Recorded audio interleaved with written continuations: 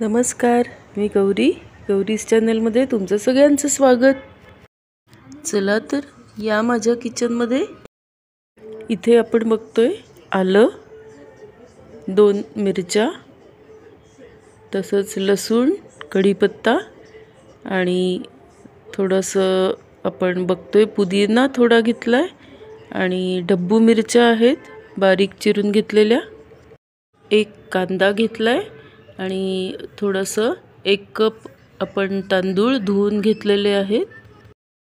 सुरुवातीला आपण मशरूम्स धुवून स्वच्छ घेतलेत आणि ते तव्यावरती आपल्या पॅनवरती छान आपण परतून घ्यायचे आहेत। त्यामध्ये मीठ आणि हळद घालून घेतलेली आहे। थोडंसं झाकण ठेवून वाफवून घ्यायचे आहेत। वाफवलेले हे मशरूम्स आपण बाजूला पॅनमध्ये ठेवणार आहोत आणि यानंतर 2 चमचे तेल आपण बाजूला त्याच्यातच घेत आहोत। आता तेल तापल्यानंतर आपण त्यामध्ये कढीपत्ता, त्यानंतर लसूण छान तेलामध्ये परतायचे आहेत। तसंच 2 मिरच्याही त्यामध्ये घालायच्या आहेत। यातच धुवून घेतलेला बारीक चिरून घेतलेला पुदिना त्यातच आपण घालणार आहोत। यानंतर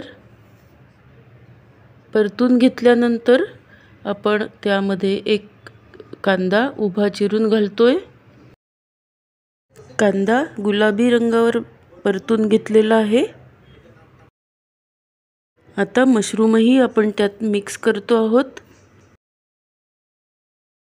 आता सगळे एकत्र करून उरलेल्या आपल्या ज्या भाज्या आहेत त्या आपण त्याच्यामध्ये घालणार आहोत। यामध्ये 2 ढब्बू मिरच्या आपण मोठ्या कापून त्या घालतोय। सगळ्या भाज्यांचा हिरवा रंग यामध्ये उठून दिसतोय। यामधील सगळ्या भाज्या एक शिजल्यानंतर आपण त्यामध्ये मसाले घालणार आहोत। सुरुवातीला 1 चमचा आपण हळद घालतोय।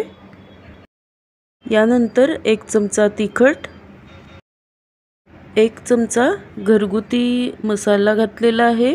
तुम्ही तुमच्याकडचा जो मसाला असेल घरगुती मसाला तो तुम्ही घालू शकता। 1 चमचा धनेपूड घातलेली आहे। तसंच 1 चमचा जिरेपूडही आपण घालतोय।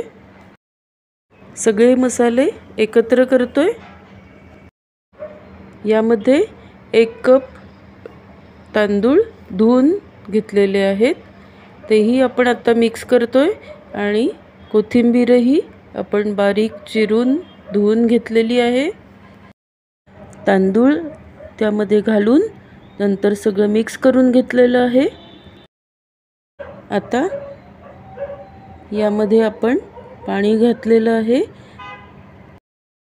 तांदळाच्या प्रमाणेच आपल्याला पाणी घ्यायचं आहे। सगळ्या भाज्या, मसाले, तसंच तांदूळ आणि आपण आता नंतर पाणी घातलेलं आहे हे सगळं एकत्र करून घ्यायचं आहे। याला उकळी आल्यानंतर आपण त्यामध्ये गूळ आणि मीठ घालणार आहोत। आता आपण यामध्ये गूळ घातलेला आहे।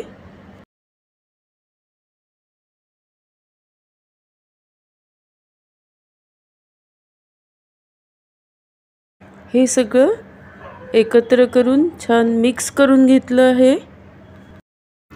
याला झाकण घालून छान वाफ आणायची आहे।